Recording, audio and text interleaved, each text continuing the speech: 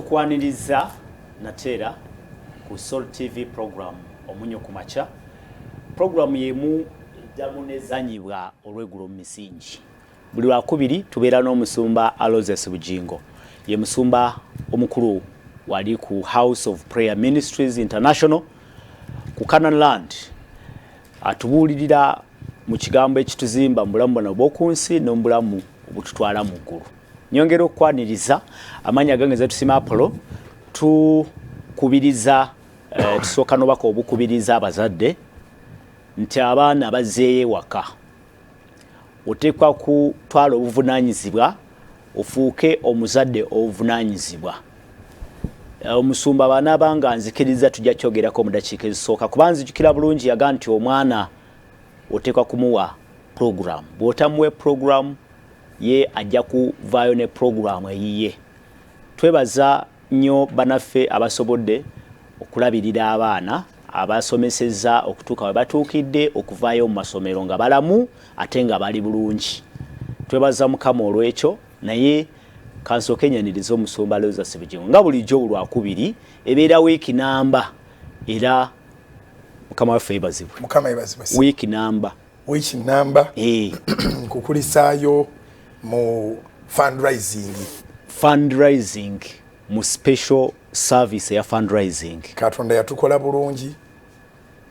Abantu ne bajja against all odds. Against all odds. Yes. Twebaza Mukama. Essanyu nyina lingi naye kasooke mbalamuseeko. Babuuzeeko. Mwasuze mutya mikono gyaffe ne musiiba mutya ne musula mutya ne musiiba mutya ne musiiba mutya. Banyino babuuza emirundi mingi kubanga wano mbeerawo Lwakubiri ne Apollo. Ate program yo abantu bajagala nnyo era se balinawo emisingi gye bamanyi nti egyo emisingi gya Apollo. Kati simanyi oba emisingi gyange bwegitwala nebaza Mukama nange bamanyiwo emisingi ate sinawulira bagamba nange natwala Omunnyo ku Makya. Naye nga Mukama yebazibwe, Mukama yebale bakuuma. Tuyingidde wiiki empya, twajingidde lunaku lwajjo. Twebaza Katonda atukoze obulungi. Olwaleero ziri ennaku z'omwezi 28 ffe kwe kusiiba kwaffe olunaku olwokubiri. Twasazeewo tutandike ekisiibo yesterday ng'ennaku z'omwezi 27 tuwereekereze November tumusiibule nga tumusiibudde mu ngeri ya mwoyo so si ya mubiri. So bwe tutuuka ku Lwokuna nga November tumusiibulira ddala ssaawa 6 ogw'ekiro ku Thursday nga tuyingira December. So eno tuvuddeyo n'amaanyi ag'okusaba n'okusiiba tugeyinize momentum kuva eno mu November tulyoke tuyingire December mu maanyi amangi. So ekisiibo kyatandise yesterday, mwebale nnyo, mwebalire ddala abakitandikiddewo. Ate ne leero ku Canaan kiyitirivu wiiki egenda kutambula bwetyo okumala ennaku 14. Ekinjawulo ekiriwo nti omwezi tugutandika na kusaba na kusiiba ate tugutandika n'essaala y'amaanyi ku Friday lunch hour eri very special ku Canaan.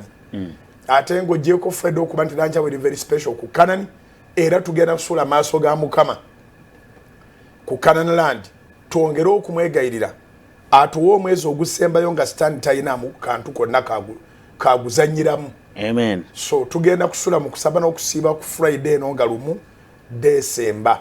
Omwezi gwoggulawo n'essaala neweewaayo ate noyongerako n'essaddaaka n'osula mu maaso ga Mukama. Ogwo results zaagwo ziteekwa kubeera nnungi.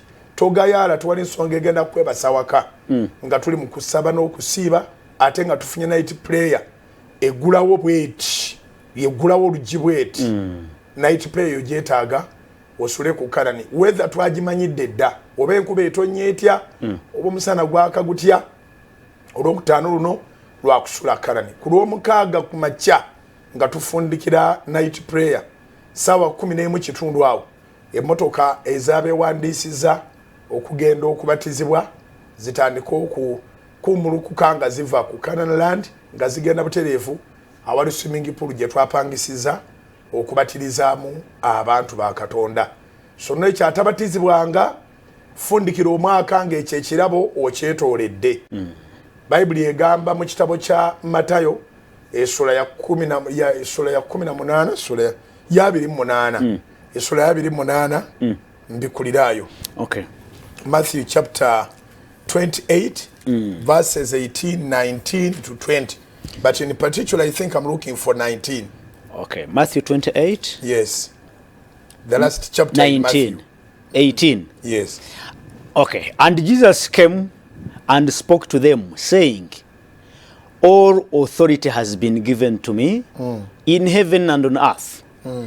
Go therefore and make disciples of all the nations, baptizing them in the name of the Father and the Son and the Holy Spirit, teaching them to observe all things that I have commanded you. And lo, I am with you always, even to the end of the age. Yes. Amen.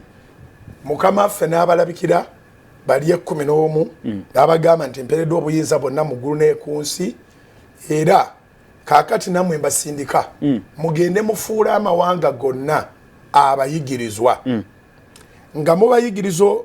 nga mubabatiza okuyingira mu linnya lya Kitaffe n'Omwana n'Omwoyo Omutukuvu, nga mubayigiriza okukwatanga nze byonna bye nabalagira, era laba ndi wamu nammwe okutuuka emirembe gino ne giriggwaawo. So ne wano wetuli ali naffe. Amen. Service zonna ze tulimu okusaba n'okusiiba ali naffe. Ku lw'omukaaga tugenda kubatiza. Tutuukirize kiri omuntu amaze okukkiriza abulako ekyokubatizibwa. Bayibuli egamba nti okuyingira mu linnya lya Kitaffe n'Omwana n'Omwoyo Omutukuvu. So okubatizibwa kukujja mu ddiiro ngambe bwe ntyo ne kukuyingiza mu kisenge. Okubatizibwa kukujja mu ddiiro ne kukuyingiza mu kisenge. Oba ngambe nti okubatizibwa kukujja mu kikomera mu lujja ne kukuyingiza munda mu nnyumba. Wakkiriza dda, wafuuse disciple, wafuuse muyigirizwa wa Mukama waffe Yesu, kaakati weetaaga okuyingira. Va ku kikomera kati yingira. Yingira mu linnya lya Kitaffe n'Omwana n'Omwoyo Omutukuvu. Era bw'ogenda okuvaawo obulamu bwo buba bukyukidde ddala. Yes. Baptism changes life. Actually, that is where the calling starts from. Okuyitibwa we kutandikira. Yes. Kubanga Yesu omulaba bwe giwera emyaka 30 n'aserengeta ku Yoludaani.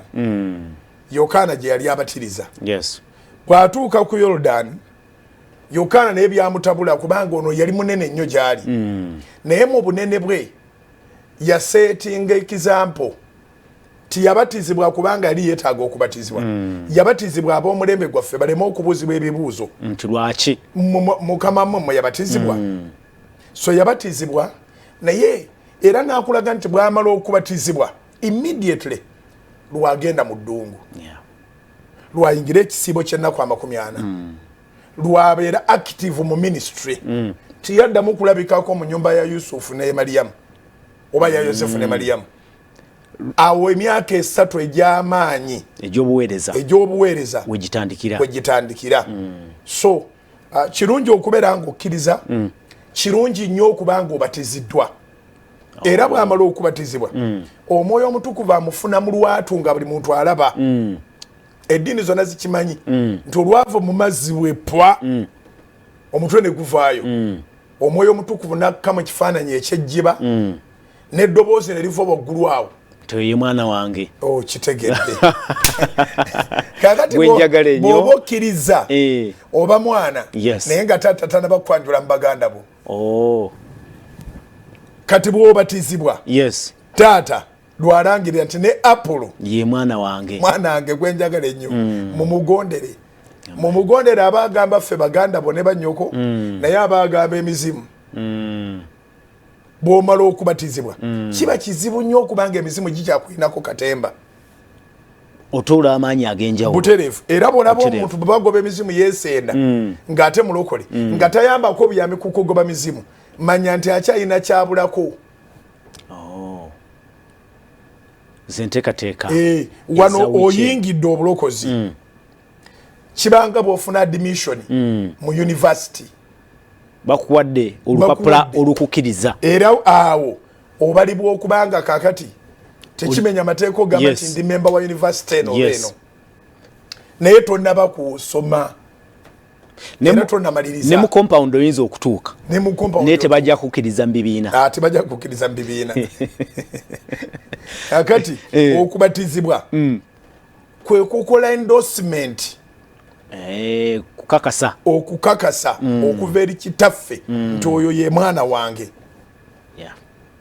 So kati Yesu bw'amala okubatizibwa avaayo eddoboozi ne liwulirwa n'omwoyo omutukuvu n'alabika ng'ayogera nti oyo ye mwana wange buli muntu n'akimanya ekigambo ekyo naye ekisinga okuluma kye kino nti sitaani amanyidde nnyo omwana w'omuntu, sitaani amanyidde nnyo omwana Adamu nti abantu abasinga obungi ekibagaana okubeerako omwoyo omutukuvu kubanga embatizibwa Yesu gye yabatizibwamu taata alyoka ayogere si gye babatizibwamu ate ne basigala nga bamatidde nti babatiziddwa tebagikiririzaamu bayinza oba bagikiririzaamu naye bagunjaawo eyaabwe bagunjaawo eyaabwe sirowooza nti waliwo awakanya nti embatiza ya Yesu Yokaana n'amunyika sirowooza nti waliwo awakanya nti embatiza eyo nti si ye yeetaagisa kubanga tosobola kusinga mukamawo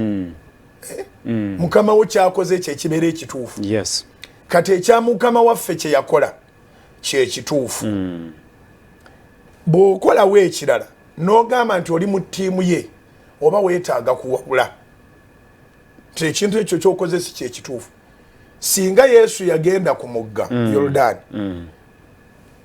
Yokaana n'aga nti oli wa kitiibwa sigwanira na kusiba buguwa bwa ngatto zo yate nga nkunyika ntya mu mazzi n'agenda n'afunayo akabakuli n'ayoolayo otuzzi mu Yoludaani n'atuleeta n'atusa mu kyenyi kye omwoyo omutukuvu eri tajja kukka n'eddoboozi lya mukama waffe lya kitaffe ali mu ggulu lyali terijja kwogera kigambo kubanga ekigambo kyennyini baptism kitegeeza immersion okunyika oba luganda olw'amaanyi ennyo okututubika olukakali tosigala kungulu nga obatiziddwa ekintu bwobaga nti kibatiziddwa tekisigala kungulu ekyokulabirako ekyangu singa obadde olaba bw'oba osena mu pipa kati ffe nga abaakulira mu kyalo ng'osena mu pipa n'otwala akadomola bw'otokanyika okuggwera kafulootinga era tolina mazzi g'otwala okusooka tokawunzikako bw'oti ne gayingira so bwe oyagala okusena amazzi mu pipa ng'okutta akadomola okanyika bunyisi bwe kayingira munda bwe katandikira okunywa bwe kamaliriza n'okajjayo nga kajju so kati ekyo omuntu kyakola nga annyika akadomola singa Omwebbulaniya oba omu Greek abadde amulaba abadde alina omuga nti abatizza akadomola kati n'omuntu gwe bagamba nti babatizibwa okuyingira baptisto si bw'ogambye ekigambo ekyo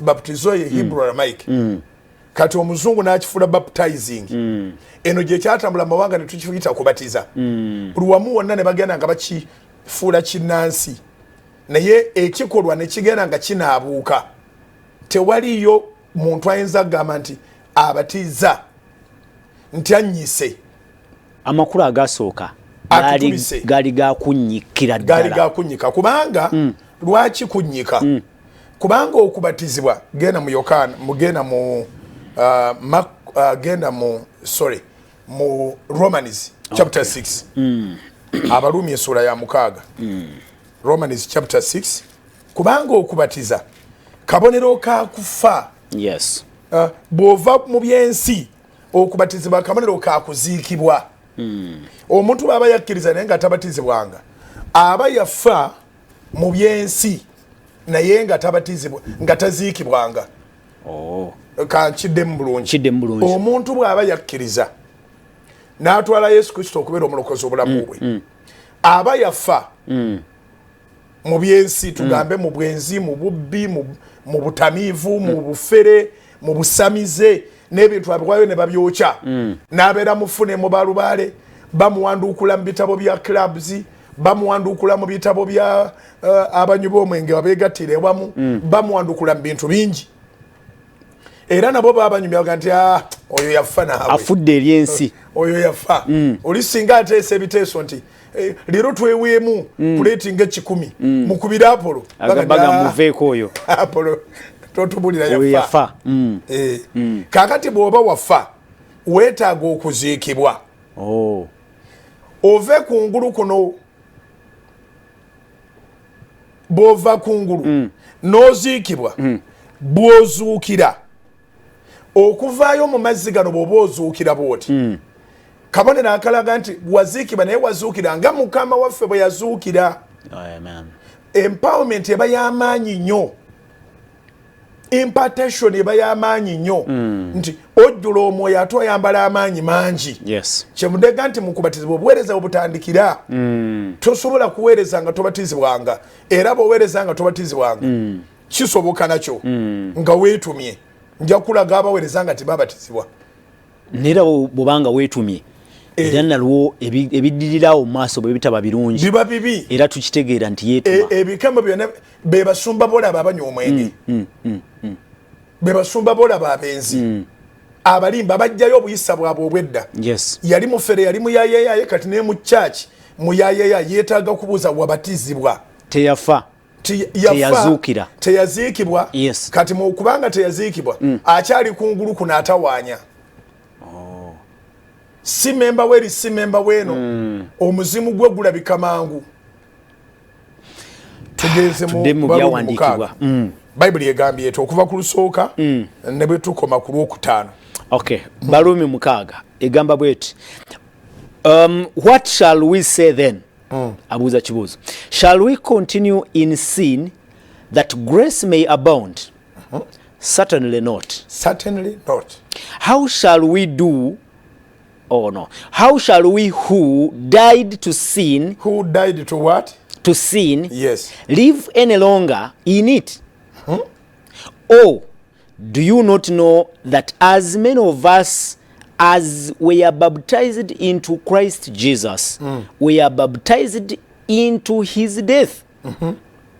Therefore, we were buried with him through baptism into death, that just as Christ was raised from the dead by the glory of the Father, even so we also should walk in the newness of life. For if we have been united together in the likeness of his death, certainly we also shall be in the likeness of his resurrection, knowing this, that our old man was crucified with him, that the body of sin might be done away with, that we should no longer be slaves of sin. For he who has died has been freed from sin. Yes. Now, chobola baba ina mabanja betuga. Oyinza okuddamu mubanja. Abeera afudde.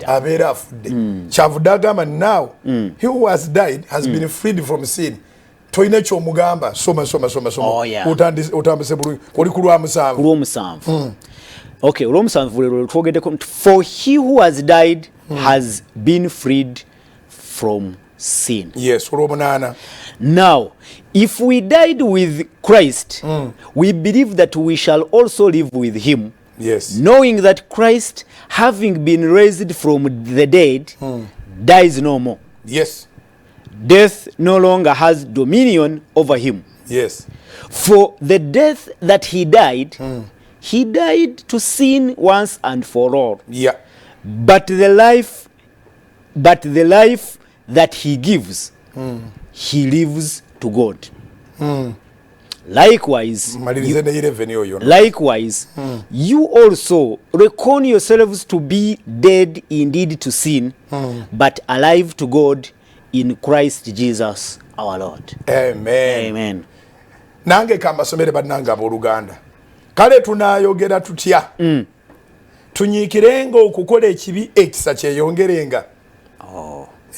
kubanga twakolerwa ekisa ku kibi ekyasooka oba ku bibi byaffe ebyasooka kati ne tukizuula nti ekisa kye kingi tekyenkanika eno neeno gye tuli nga tumaze okusaasirwa tweyongera okukola ekibi ekisa kyeyongerenga n'agamba nti kitalo ye wali omuluzungu wali certainly not wano mu Luganda yagamba nti kitalo abaafa ku kibi tunaabeeranga tutya abalamu mu kyo nate oba temumanyi nga ffenna abaabatizibwa okuyingira mu Kristo Yesu nga twabatizibwa kuyingira mu kufa kwe timukimanyi kyovula batoteekeddwa okubatizibwa nga tosomeseddwa so that oteekwa okimanya Pawulo kyabuze nti oba temumanyi okubatiza si kukeera ku makya pasita n'ayoola abakkiriza n'agenda wali amazzi amangi n'atandika kunyika ne banyika ku speed ne bavayo buli muntu n'agenda ng'agamba nti abatiziddwa oteekwa okumanya kubanga okumanya kwe kubatizibwa okusooka ne lwe tusoose okusoma Musumba lubaddeko olunyiriri olugamba nti era basomesebwe bwe tunaaba tuzeyo ojja kulaba kubanga okubatizibwa kwe okusomesebwa kwe kubatizibwa okusooka yes era olaba omuntu abeera mubatize naye nga si mubatize mu mazzi nga mubatize mu kigambo amatidde abatiziddwa bw'oyingira mu Kristo yes ofuuka kitonde kijja ebyedda benanga biweddewo olwo kati yakuyingidde mu musaayi n'omwoyo akuyigiriza butereevu yakuyingidde dda mindset yo yakyuse dda byolowooza bya mwoyo nnyo kati olw'okuba nti you have been informed then you can do the baptism okay bw'otomala kuyigirizibwa n'olyoka oyingira mu baptism bw'ovaayo ogenda bugenzi mu mwengo oba mu bwenzi kubanga gali amazzi si ge galimu amaanyi yes amaanyi gali mu kumanya ky'ogenda okukola do you understand kubanga amazzi bangi bagagenda mu bawuga abamu bawugana rapusi 8 babbira ne bagendera wansi n'avaamu nga mwenzera nga mutamivu amazzi si ge gakyusa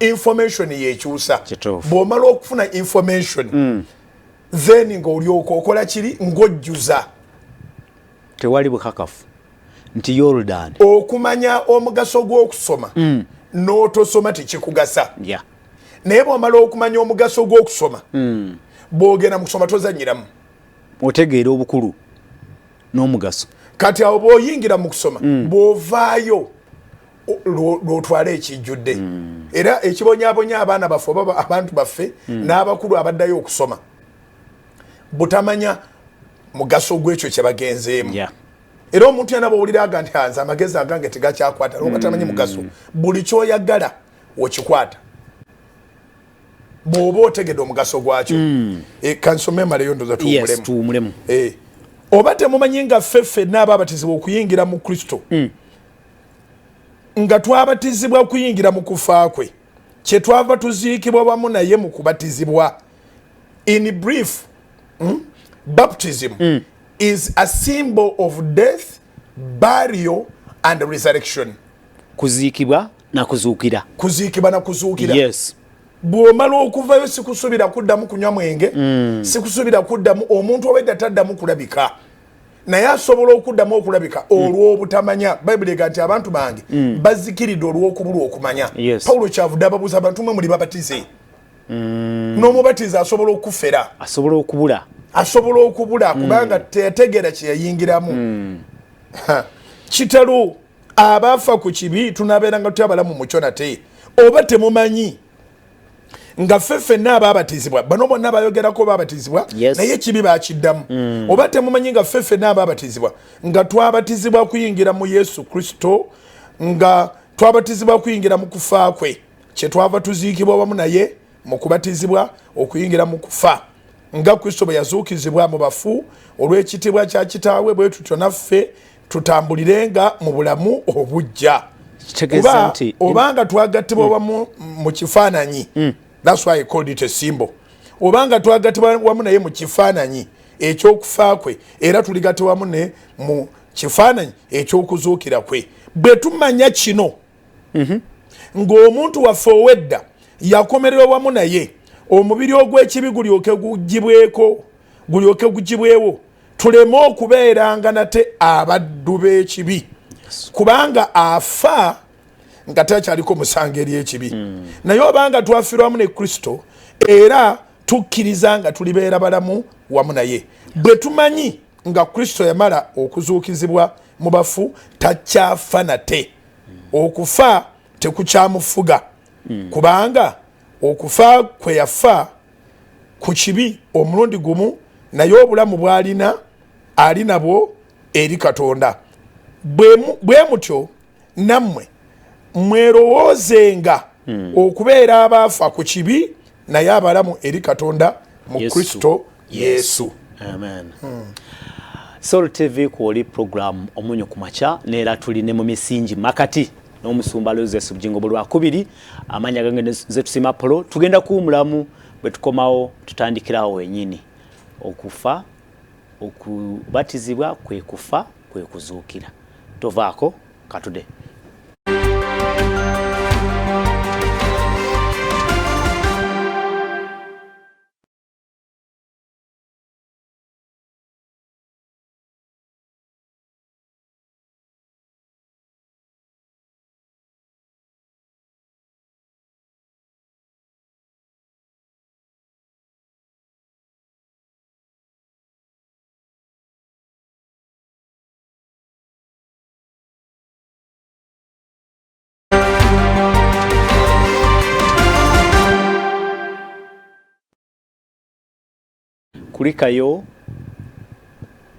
kulikayo mukumulamu okwo tugenda maaso ne program n'omusumba Aloysious Bujjingo ali mu studios ayogera ku kigambo ky'okubatizibwa nga kwe kuziikibwa kwe kuzuukira okwambazibwa amaanyi amapya nina ekigambo kyempuliddemu ekipya nga tonakumalayo olunyiri luno the newness of life and we should walk in newness of life. Yes. Obulamu bubeera buziddwa obujja obuliawo. Katonda atuyambe ensi yaffe ekulaakulane tubeere n'enguudo nnyingi tusobole okuba nga betuwa ebyokulabirako buli muntu abitegeera kuba kati bwe twogera highway express yes omuntu ali ebutaleja tagitegeera omuntu ali ekasese tagitegeera oba embalalo oba ebusogo oba ewalala wonna bwengereza ku highway express tuba tulowooza nti ab'omu Ntebe ne wano okumpimpi bagitegeera naye kikulu nnyo okumanya oluguudo olwoliko kati yes owa boda n'ow'eggaali bakimanyi tebayita ku bridge ejjinja tebakkirizibwa era muntu baba avugirako emmotoka teyeekanga kutomera wa bigere kuba taliiko teyeekanga kutomera wa ggaali oba wa boda eno ku express Entebbe tebakkirizibwayo tebaliiyo boda n'obugaali tebaliiyo ng'ogyeko okuba nti still wakyaliwo akatubulamu akatonotono naye mu mawanga gali agaakulaakulana nga Amerika nga amawanga ago agaakulaakulana kye bayita highway tewabeerayo akwata speed true when you go on the highway you develop a highway mentality yes tobeera sulo okujjako ng'oyagala kuleeta bizibu bakukwata kuvuga mpola ku highway okitegedde bakukwata kuvuga mpola ku highway naye kati ene waffe simanyi buzibu bwabaayo nti express ng'ekigambo bwe kiri ate speed eteeka okubanga limit kuba tufiiriddwa abantu baffe era twadvisinga buli muntu yenna naffe bwe tuba tugenzeeyo okuvuga empola naye ekirungi tutandise okugenda mu nguudo ezo endala yes so ndowooza tugereze ku kino nti bw'ova mu kyalo n'oyingira ekibuga fubanga bw'osobola okonvatinga obwongo bwo mu kibuga kubanga akatono ennyo okogenda okwasaamirira kagenda kukubbisa bakwambulemu n'engoye obwongo buveemu ekyalo otegere nti ono oli mu kibuga abantu bangi naye abangi si bantu balamu yes era balaba n'okulabira gani ono fala ne bakwaniriza mu kibuga ennyaniza gye bakwanizamu yakubbako nsawo yo neka transport kobadde olina tomanyi na gyoba dolaga Apple gwazo okukyalira tomanyi gyali esimu bagitutte tomanyi bwogenda mukubira so bw'oyingira mu kibuga oteeka okumanya nti nyingidde ekibuga nyweza ensawo yo bubaka ki obulimu obubaka obulimu tuzzeeyo wali obadde ogambye olunyiri lugambe lutya ngambye nti olunyiri lugamba nti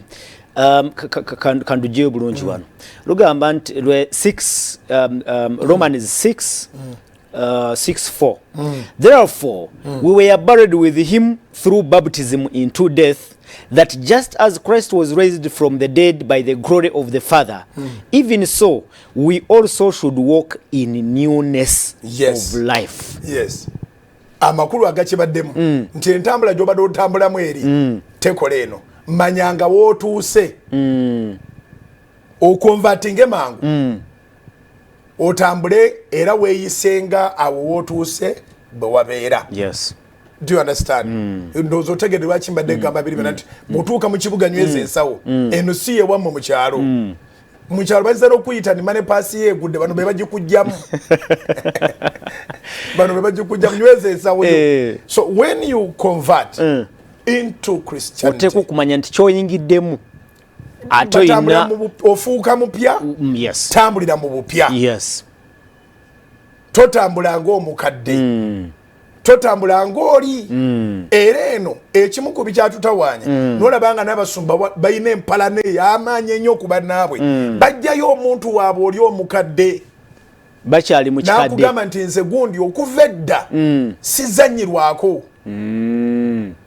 okuva edda nkumalawo okuva edda nkusiimuula okuva edda nteekwa okutambulira nkutambulirako. So abasumba n'abakkiriza bajjeeyo omuntu waabwe owedda yali mu cooperatinga ze mpalana z'olaba n'olaba ng'omuntu ayiikiriza buyiikiriza wamanyidde ddala nti oli abadde ateekaawo olukuŋŋaana lwe najja n'asasulawo nga musumba n'asasulawo ate ebbanga ddeno naleme kudda abadde nannyiniwo.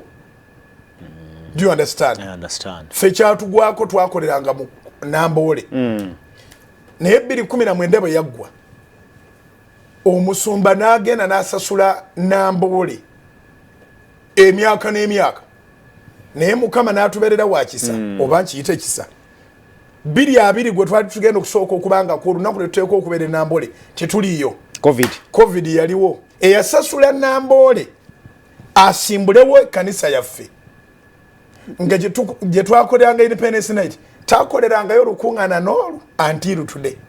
Kati no n'ekisaawe covid bwe yalinga gwavaawo ate ekisaawe nakyo kyetaaga kulongosebwa. Nakyo ne bakirongosa kasimanyi oba bakyabalira ku series ze yaleka atusasudde atugule tuveewo naye ate ffe bannannyini vision eyitibwa Independence Night tetuwummulanga. 2020 twajjukira twakola Independence Night eri scientific nnyo 2021 twajjukira nga twakola Independence Night eri scientific 2022 ne tugenda e Kololo kwe kusigalamu ekikadde. Abaganda bagamba nti ekitatta muyima tekimumalaako nti nkubiriza ali mukuliza emisingi olwaleero Makya nsomesa kukubatiza n'ebigenda okubeerawo mu wiiki eno mu kisiibo kye tulimu bw'obanga tofudde teweeraliikirira kaba kufulumya ennyumba yonna oveemu nga tolina nangoye eyo gy'ogenze ng'ogenze oli mulamu ennyumba ziri mu mutwe gwo. Do you understand? Toteeka na kweraliikira nti bagobye ku mulimu bakugobeseza biki tambula as long as your life has been saved. Ngenda kukuzaayo musumba wangambye nti oli babanga ava mu kyalo ateekwa kubanga wayingidde ekibuga singa waali ategeera nti kati si kyali mu kyalo. Yes. Abakola bino babeera basigaddemu ekikadde kiri ekyedda abamu bati kisigaddeemu bakikima bukimi bebakikima bw'olabanga Bujjingo ajjuza ku Namboole ku lwa Mukama waffe n'onyiga n'oga nti oyo tansobola ngenda kumugoba ngenda kuliizingawo emyaka gyange egi 5 n'ogendayo n'oliizinga oba okimye ku kikadde oba mukadde kubanga gwogobawo aweereza Kristo naawe oweereza Kristo kati bw'omugobawo kyova olaba nti abantu abamu baganya okulokoka olw'obusiru bw'abasumba omusajja akulira Nambole simanyi oba yakyamukulira naye manyi yamukulira musajja musiraamu ddala muntu mulamu kati bw'alabanga Bujjingo omusumba muno babasumba banne beebazze ne bagamba ffe tuweewo tugenda kudabolinga abadde asasula miliyoni meka nti 5.5 tugenda kuwa 10 yebuuza bano bali kati oli olwedde ekisaawa abaye naye ayagala ssente naye asigaza ekibuuzo bano balokole oba si balokole tukyalenjinga buli atuwuliriza kiikiriranga kyokkiriza ne bw'oba musiraamu kiikirira obusiraamu beera ambasada w'ekyo kyokkiririzaamu kati ffe eno kitukakatako obutanyumiriza mu muntu wedda edda wali tosaaga wali kyosimbyemu bateko kivaamu and so forth and so on wali mutemu totemula neeno eno sebo abantu batemu kati omuntu abanga abadde akolera kololo ebbanga lyonna ng'amanyiddwa nti akolera kololo nga 3 ebbanga lyonna omulala najja naye nga bakola omulimu gwe gumu gwa mukama ffe nga naye musumba n'amusimbuliza ekkololo ate n'amusimbula kumala myaka asasula myaka kubanga ate kyobbi ate okiteekako ekikomera ekibuuzo kiri nti oyo taba mutemu era kubanga omuntu nze gwempita omutemu ennyo ye muntu atemula emyoyo abantu babadde emyoyo gyabwe giriiraawo giweweezebwawo era beesunga balina ne puroguramu yabamanyi nti nga 3 tujja genda kololo oba tujja genda Nambole kati bagenda okulira nti oli abadde abayita okujjayo oyo bamugjeewo abasente bamugjeewo aba influence kati bano ababadde bakuŋŋaana ne bw'obanga obadde ojjangoloza nti bw'onojja bali bagenda kujjawo era bagenda ng'ogenda ewooli nga nawe oli mu nsi oli mulamu tewali mufu actually ekifo si ensonga not at all there is an anointing a special anointing on special people exactly kakati laba obutemu bwe bujjira ajjayo ebikadde ajjayo obutemu bwe yakozesanga edda oba obulogo bano bonna abawulira nti owaabwe si yagenda okubeera gye babadde babeera nga 3 kiki kyobakoze mwoyo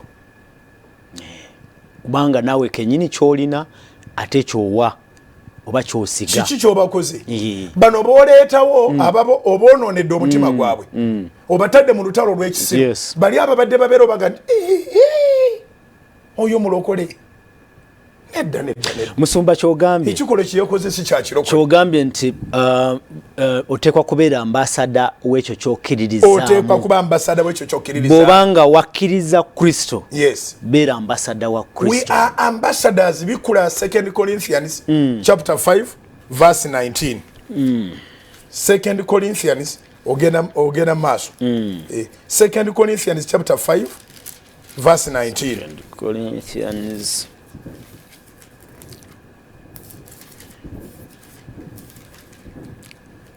2 Corinthians 5:19. Okay, igamba bwet. That is that God was in Christ reconciling the world to himself, not imputing their trespasses to them, and has committed to us the word of reconciliation.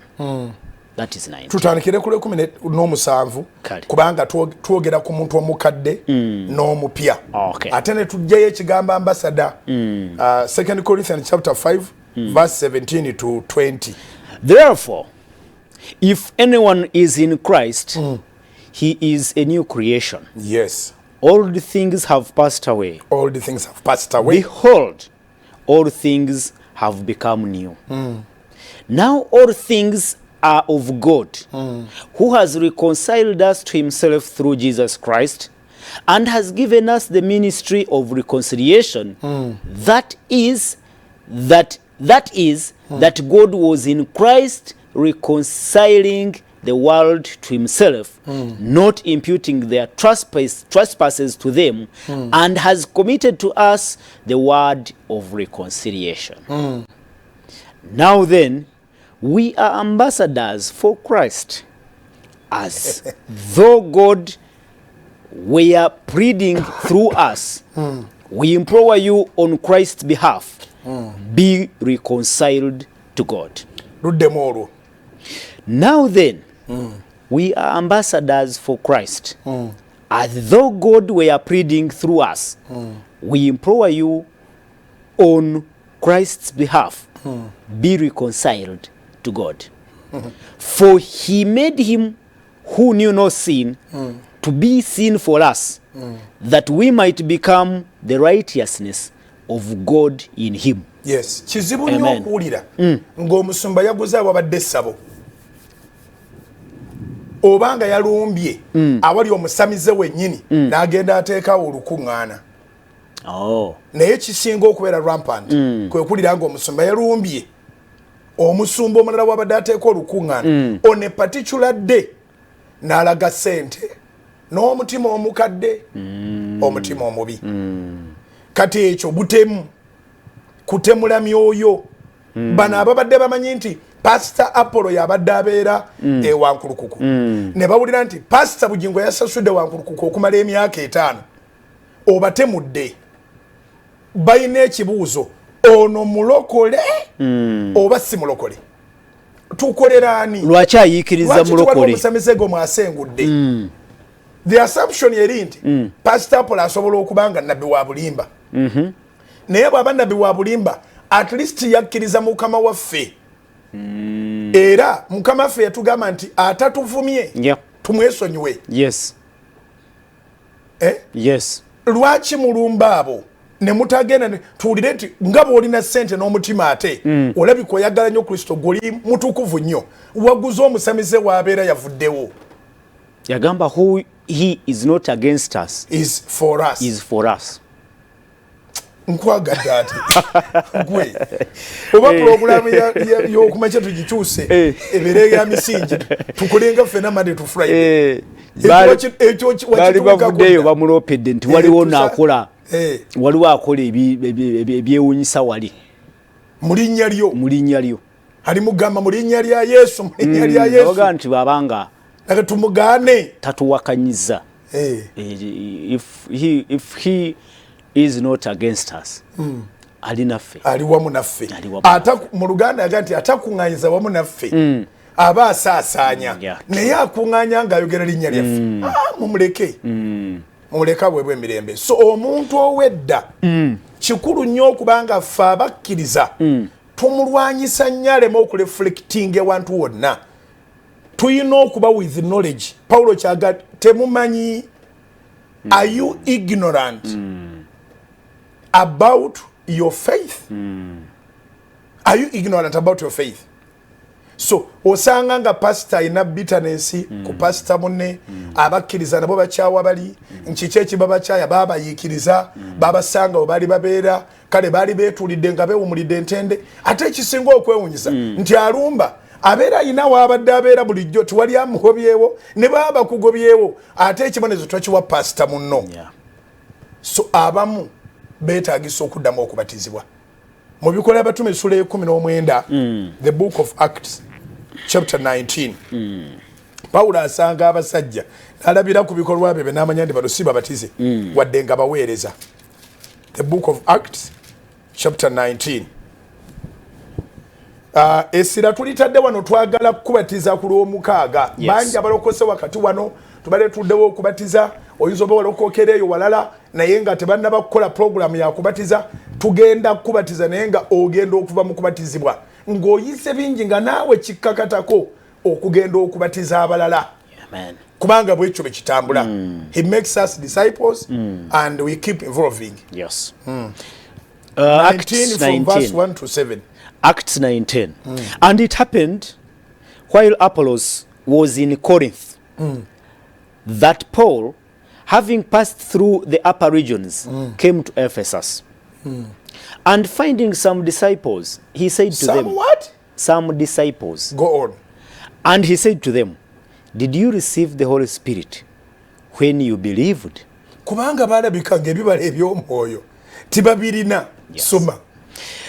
So they said to him, we have not so much as heard whether there is a Holy Spirit. But disciple. And he said to them, into what then were you baptized? Mwabatizibwa kuyingira mu kiki.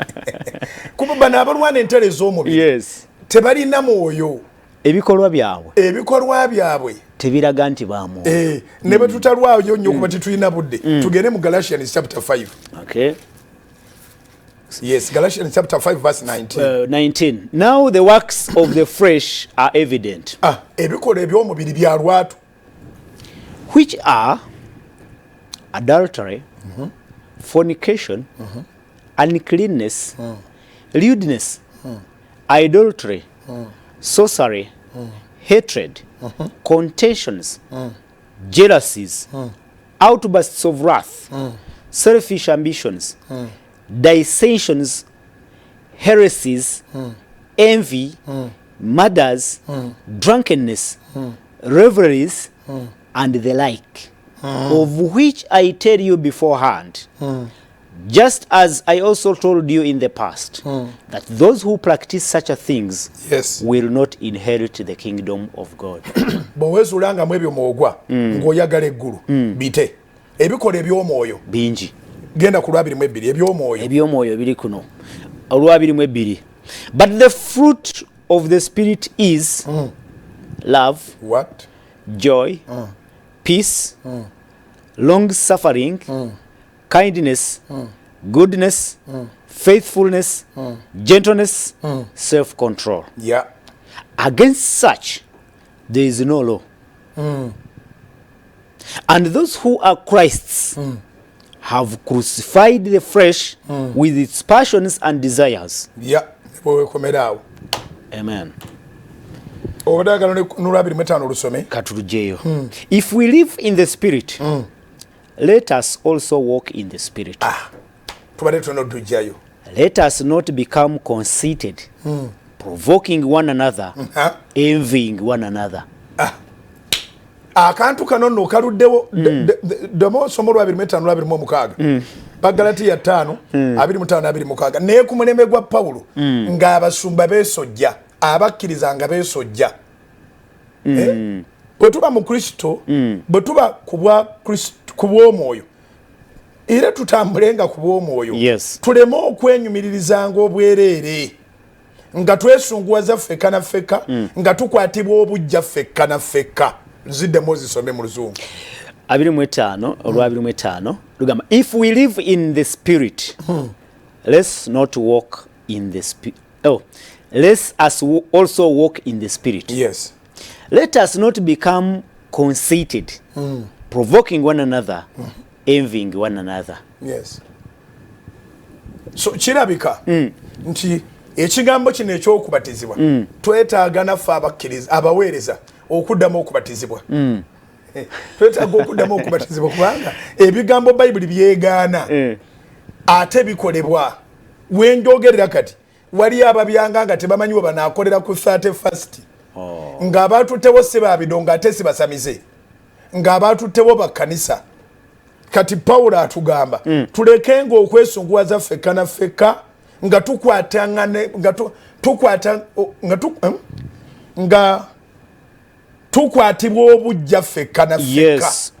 Lwaki Bujjingo ali wali lwaki envying one another. So this spirit of the Lord has its fruits. Bw'olema okubala ebibala ebyo ng'obuzibu buzibu. So wiiki eno tuli mu kusaba n'okusiiba ku Lwokutaano night prayer naye ku makya tugenda keera kubatizibwa wadde nja kusula nga mbuulira nga nsaba nja keera kusomesa ebintu bino omuntu abitegeere. Bw'ovaayo omuntu alema okwekokola nga nti bannange ogw'omulimu gwannema nasanga mulokole munnange okimanyi ekyo ogwinganako n'omulokole wano kyokulaba nze mpandiika mwenna abalokole n'abatali balokole kubanga omulokole afuukira munne kagumba weegoge n'ombuuza nti walokoka kuyingira mu ki ojja kuddamu ekoleho mwakosoma wali bikola batume 19 bamugaa nti omwoyo tumuwulira tetumuwuliranga omwoyo gogamba abayigirizwa nga omwoyo tebamuwuliranga nako nababuuza ndi kakati bakulu bamwami disciples mwabatizibwa kuyingira mu ki Aloysious Bujjingo ge gange mbasabira omukisa gwa Katonda mbagaliza wiiki ennungi mwebale nnyo abajja ne muwayo ssente z'okuzimba awo bulanga omubuulidde twaseetinze dda ate okuzimba okulala wekunaabeerawo naye nga wiiki eno tambula ng'otereza obulamu bwo weegobeemu ebibala eby'omubiri osimbe ebibala eby'omwoyo bikkirize bibeerewo. Yes. Twebaza Mukama olwa akaseera kano kennyini. Puroguramu eno ebeerawo buli Lwakubiri ku makya n'olweggulo mu misingi. Tukwagaliza omukisa gwa Mukama siba bulungi mpaka wiiki ejja. Weraba.